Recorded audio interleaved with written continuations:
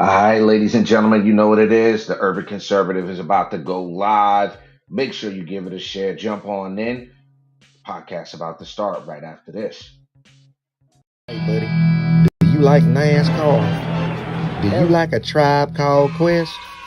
Well, you gonna love the Urban Conservative.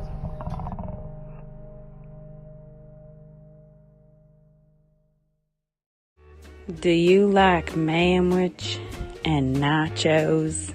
Well, then you'd love the Urban Conservative. Do you like guns? Do you like butter? Well, you're gonna love the Urban Conservative. Yo, what's good, son? You like pit bulls, say? You like solving Sudoku puzzles? Then you gonna love the Urban Conservative.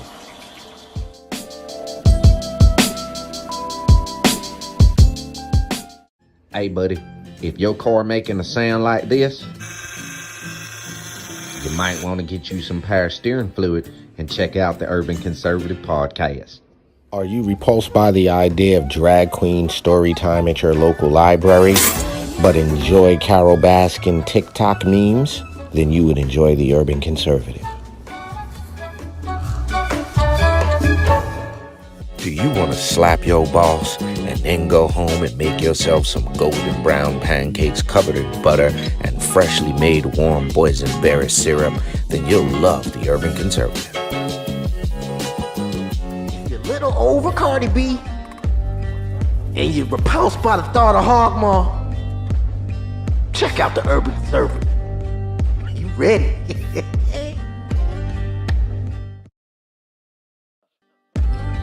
If you think the earth is flat and always on that weird side of YouTube, check out the Urban Conservative. They'll set you straight.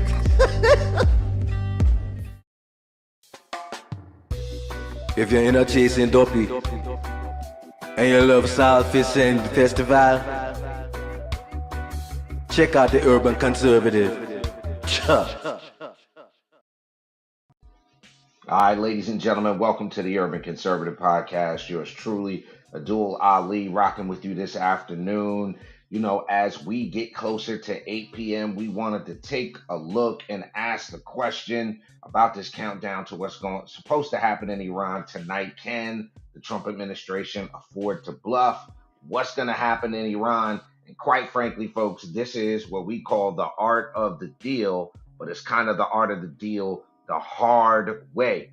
So we've got less than 5 hours until this no extension deadline for Iran to reopen the Strait of Hormuz, or else the man said a whole civilization will D-word tonight, bruh. So let's paint the picture real quick. Iran's been blocking that strait like it's their personal toll booth on the world's oil highway. Let's just call it what it is. 1/5 of global crude goes through the Strait of Hormuz. Yeah, they flipped the closed for business sign and thought America was just going to shrug it off. They thought people like Trump was just going to let it go, but they have clearly miscalculated. Trump hit them with the art of the deal. But this ain't no real estate negotiation. Let's just keep it all the way 100. It's not real estate negotiation. This is open the strait or watch your power plants and bridges turn into the world's biggest firework show. Now, the straight fact of the matter is the regime in Tehran is still out there acting like they got some sort of leverage. Even so much as to go and put civilians, and there's video of this. Let me share this tab with y'all real quick.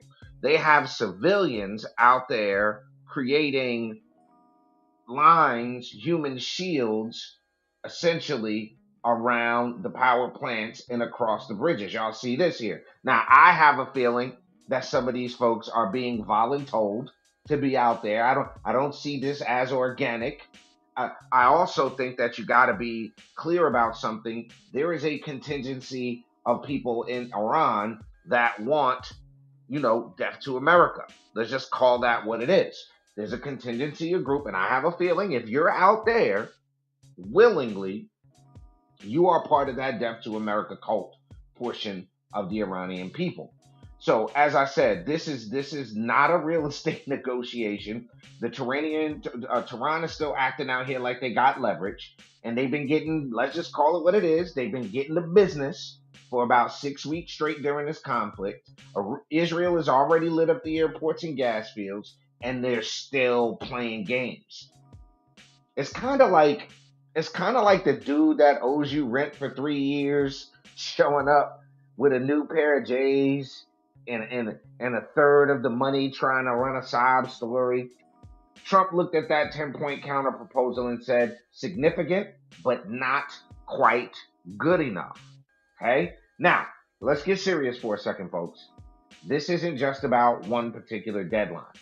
This is about the latest chapter in a 47-year-long beef between the United States and the Islamic Republic of Iran. And tonight might be the final chapter of that beef. So flashback, 1979, Iranian Revolution. Ayatollah takes over, storms the U.S. Embassy, holds 52 Americans hostage for 444 days. Again, 1979, Iranian Revolution, the Ayatollah takes over, storms the U.S. Embassy, holds 52 Americans hostage for 444 days.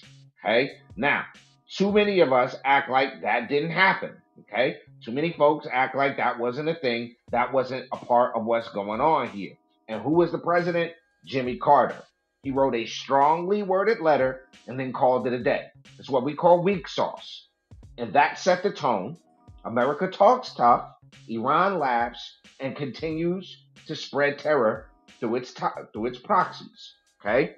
Fast forward through the Iran-Iraq War, sanctions that were more likely suggestions, and then, dun dun dun dun, Barack Obama drops the JCPOA, the quote-unquote Iran nuclear deal, that was basically a participation trophy with pallets of cash on the side.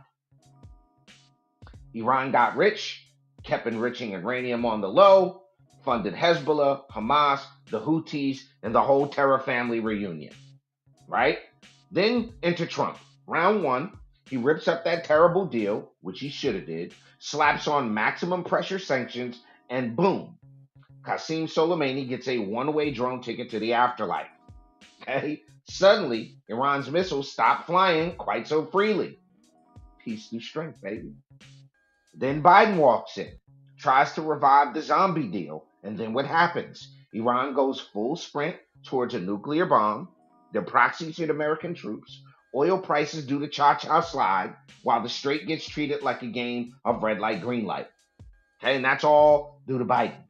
Now Trump's back for round two, and this time, quite frankly, he's not asking, he's telling. Reopen the Strait, agree to a real deal that buries the nuke program, or we turn your infrastructure into less than a parking lot. No more half measures, no more strategic patience, just results. Now, what is this all going to mean for the history books is the question, and now I'm dead serious on this. Tonight could be the moment that the Islamic Republic finally learns the lesson every bully eventually learns. America under weak leadership talks. Under Trump and real leadership, we're going to act. Now, if Iran folds, and I have a feeling they will, and my sources say last minute talks are still cooking through back channels, we get a secure oil flow, crushed nuclear ambitions, and a message to every dictator from Beijing to Moscow that if you play stupid games, you win stupid prizes, like regime change speed run. Okay? It's regime change if you play with the U.S. If they don't, well, Trump has already warned, quote, every bridge, every power plant, burning, exploding, never to be used again. A whole civilization on the brink. Not because we want war, but because we want peace. But peace only comes when the other side knows you're actually willing to swing. And think about this in high school. The bully, or in elementary school, the bully didn't take you serious until you knocked him in the nose one good time. And then after that, all the bullying stopped. So this, again, is bigger than one deadline. This could potentially be the end of the Death to America chanting, the Death to America era getting swiftly checked by Make America Strong Again. Okay? 47 years of Iranian aggression, American hostages, proxy wars, empty diplomacy, and one man with a red tie on Truth Social might just rewrite the whole script. So keep your eyes on the clock, 8 o'clock Eastern. History's about to drop a new verse or not.